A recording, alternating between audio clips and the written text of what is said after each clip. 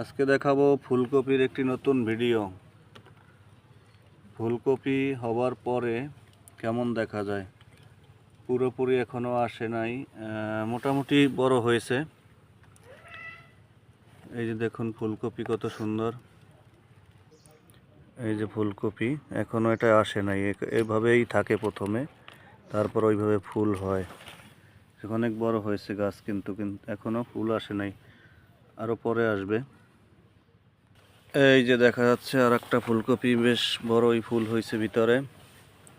আজকে ঢাকা যাব, তাই প্রথমবারের মতন ফুলকপি উঠানো হবে, কারণ এগুলো 10-15 দিনের ভিতর বড় হয়ে যাবে। ঢাকা থেকে 1-1.5 মাস পরে আসবো, এ সময় এসে না পাই যদি, এজন্য আমার ওয়াইফ বলতেছে নতুন ফুলকপি খেয়ে যাও, তাই ফুলকপি উঠানোর জন্য আসছি।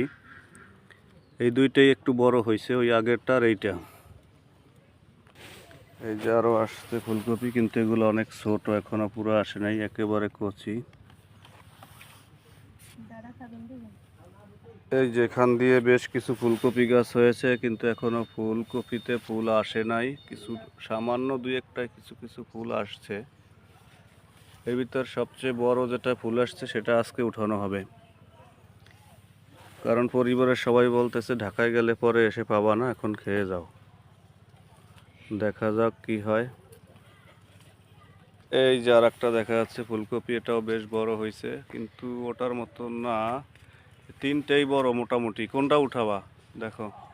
ওই প্রথমটা, প্রথম যেটা দেখাইছি ওইটা। এই যে ফুলকপি, এটাও মোটামুটি বড় হয়েছে। তিনটার ভিতরে যে কোনো একটা উঠাইলেই হবে, অল্প একটু খাইলেই হবে, বেশি লাগবে না, নিজের হাতে চাষ করা তো। এই যে আরও একটা, বেশ সুন্দরই হইতেছে ফুলকপিগুলো, দেখতে খুব সুন্দর দেখা যায়, এগুলো খেতেও খুব মজা। আমার ছেলে তো কাঁচাই খেয়ে ফেলে, সাকু সাকু হলাদার ফুলকপি কাঁচাই খেয়ে ফেলে দেখলে। এই যে এই ফুলকপিটা বড় আছে, এইটাই উঠাও তাহলে। হ্যাঁ, উঠাও আস্তে আস্তে। এই উঠছে,